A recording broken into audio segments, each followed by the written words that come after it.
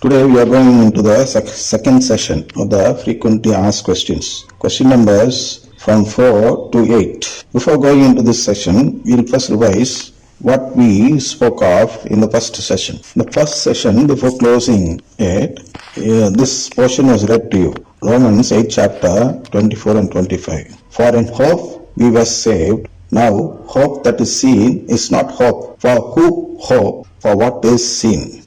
But if we hope for what we do not see, we wait for it with patience. This portion was asked to be read daily by you in the last session. I hope all of you would have read it in this week daily and would have recollected what the explanation for these words are.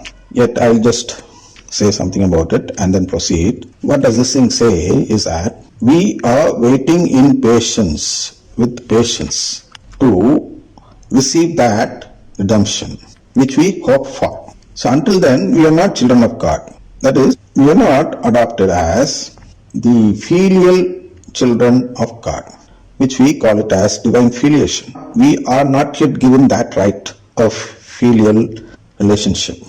So we are waiting for it. This is our hope towards redemption. We hope to receive it. But people of other denominations, they don't hope for it. They hope for something else. So unless we hope for it, it would not mean that we have asked for that type of redemption. So we Catholics, we seek that type of redemption, the type which gives us filial adoption. We should be filially adopted by God, and God is waiting for us to respond to it, that we should show our response in actually following a sacramental life. What is sacramental life? Sacramental and spiritual. In this period of this corona and other, what is that thing called? Omicron and all, we are actually receiving this spiritual communion. Most of us are, most of the lay people are receiving only spiritual communion written by, and we read during that spiritual communion, we read from the prayer written by Alphonsus de Liguori, a saint, and in that words we can find the difference between what is sacramental and what is spiritual. Sacramental communion and spiritual communion. Spiritual communion is something which is not seen by this eye. Sacramental means you can see it, you can feel it, and so on. It is an external sign for inward grace, sacrament.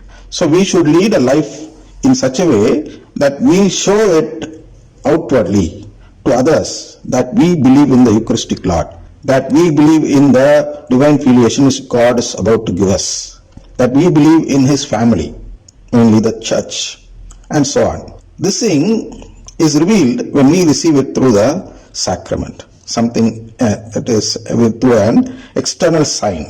We should live a life by showing external signs wherever it is possible. We should not take it for granted. We should not say that God knows what I am feeling, so I need not show it outside, I'll keep it inside. We should not think of that.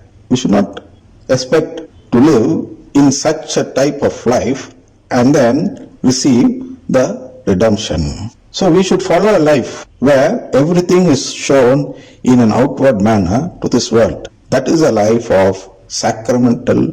That's what we saw already. And therefore, since God is waiting for the sacramental revelation by us, we are not yet His children. Yeah, of course, since we are created by Him, we are called His children at present. All people, not only Catholics, people whoever is born in this world, those people are all called as children of God and not only Catholics. So there is some difference between other people and Catholic. What is that difference? That difference is that we will continue to live as children of God even after our death. But those people, they refuse to accept this right from God by accepting other faiths. If at all they accept this faith, Catholic faith, they would also become children of God even after death. This is what we should first of all understand. So, until the day of the judgment, we are all only temporary children of God. And only after that, Catholics, real Catholics, who really believed in the teaching of the Catholic Church, will be given the right to inherit God's filial adoption and become his heir, co-heir with Jesus Christ. This is what we saw in the first session. The second session, there are actually another type of question which speaks about religious life. Religious people expect some privilege from God during judgment. And since lay people don't consecrate the whole life towards God's plan, religious people, since they have left the family and other worldly life and have come into this religious life, they expect some sort of privilege in receiving this redemption from God. So they keep asking this question often, and will come as follows from 4 to 8. The fourth one, is it not enough to get eligibility to become children of God if we sacrifice our married life and become a celibate person? Fifth one, if God refuses to give eternal life to a celibate religious person, does it not mean that God has no mercy? Sixth one, why should God make someone a religious person without electing that person as one of his children? The seventh one, when the religious have consecrated their life for God's family, how can anybody say that they are not children of God?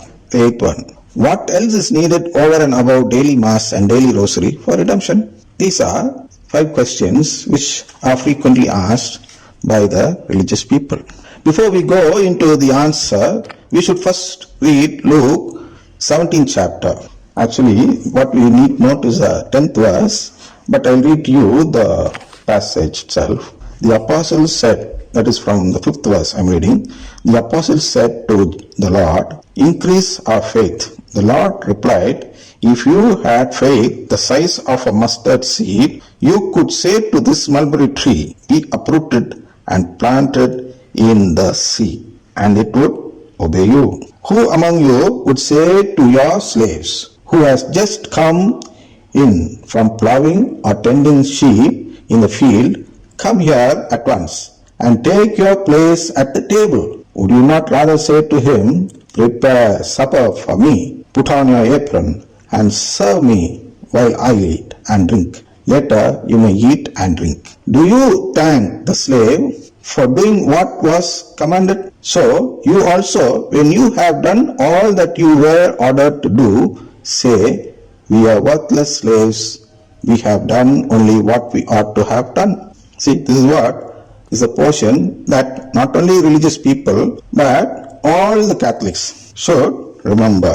See, when a slave actually, when he comes after doing a lot of work in the field, do we give a place in our table during supper or dinner? We don't accept them into the table in which we are having our dinner. We keep them separately. This is what is the fate of mankind. We are not actually eligible to sit in the table in which the Lord is having his supper. He is in a different status than ours. But in spite of it, what God is trying to do? He is trying to call us and make us sit in his table.